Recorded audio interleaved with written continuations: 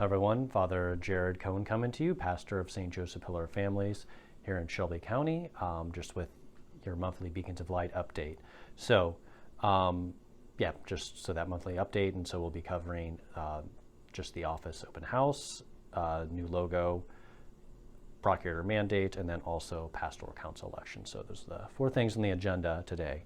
So first, office open house was a great success, so thanks to everybody who came out for that. Really enjoyed getting to see so many parishioners to come through, see the wonderful space we get to work with each other in. Thanks to all of our employees for also coming to make themselves available and get to know some people.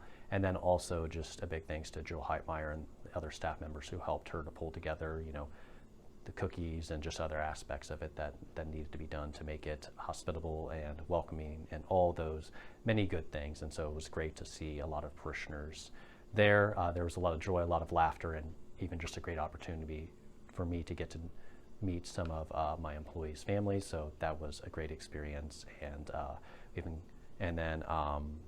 and then next item is new logo. So we have a new logo for St. Joseph Pillar Families. You may have seen it already if you were at the office open house.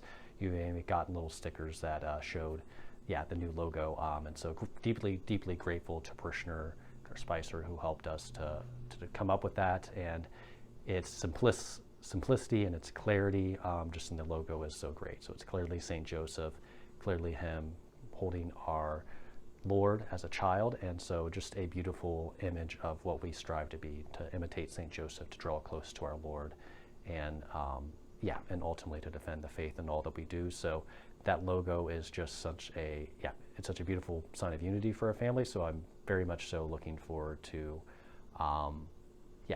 getting that out there, and hopefully I can work with technology well enough to get that maybe superimposed at some point on this video, beginning and end, maybe both, maybe even throughout the video, if that's possible. So haven't looked at that yet. So next thing is Procurator mandate. So I just wanted to cover a few details here just to make everybody aware. So I've seen a couple of different Procurator mandates going around. Don't want to cover them in detail. Just want to raise a couple of things just to make everyone aware of as that is out there. So number one, typically a procurator can only be named in relation to a specific decree. So a specific juridical action, otherwise no. So juridical action, decree. So making one ahead of time, I'm not real sure how that works, but generally speaking within canon law, doing that ahead of time whenever a specific decree hasn't been made is a little iffy. So just one concern there. Another thing is whenever it comes to canon law and specifically procurator advocate, there's a couple of things. So first, if you look at canons 148 through 150 and 164 through 5, it kind of deals with how one can hold ecclesial office. And just a few notes from those canons is that one, a ecclesiastical office can only be appointed by a competent ecclesial authority.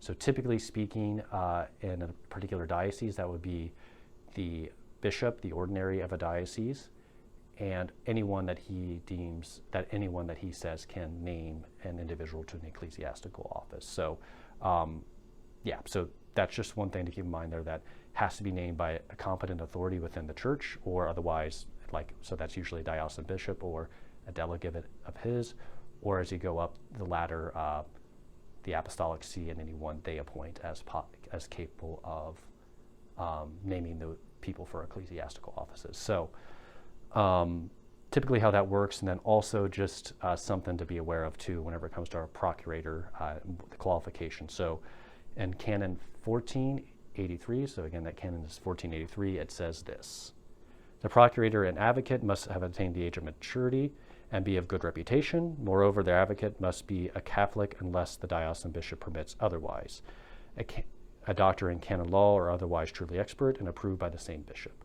So what this means is that the procurator advocate has to have ultimately, obviously be a Catholic in good standing. So that's not, obviously, there's plenty of that going around, right? But then the other thing is that has to be a doctor in canon law or otherwise truly expert. So that means that either one must have a doctorate in canon law or otherwise be truly expert, that is, have knowledge of the particular case they're dealing with in that field. So like in the field that case is dealing with. So have a specific expertise, experience, in the field of canon law whenever it comes to whatever the decree is looking, or whatever the action that procurator's looking to take. And approved by the diocesan bishop. So again, a procurator has to be approved by the diocesan bishop or another competent authority, something that those earlier canons I mentioned made a point of. So just wanted to make people aware of that. Yeah, so just a few things to take note of there. So just throwing that out there, do with that as you will. And then pastoral council elections, those will be next weekend. So that'll be done at all the masses. So we're gonna try to figure out how we can make sure that we have the ballots available for each parish at each parish or each church building.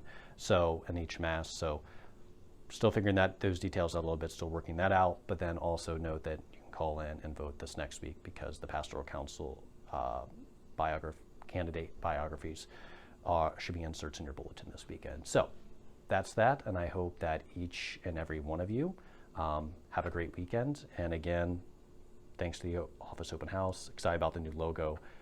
Just wanted to make people aware of some things whenever it comes to procurator mandate to ensure that all the I's are being dotted and T's are being crossed there. And then also pastoral council elections next weekend, October 22nd, or October 21st and 22nd. So thanks for all of that, and I hope each and every one of you have a great weekend. Again, Father Jared Cohen, pastor of St. Joseph Pillar of Families, grateful you're able to join us. God bless you.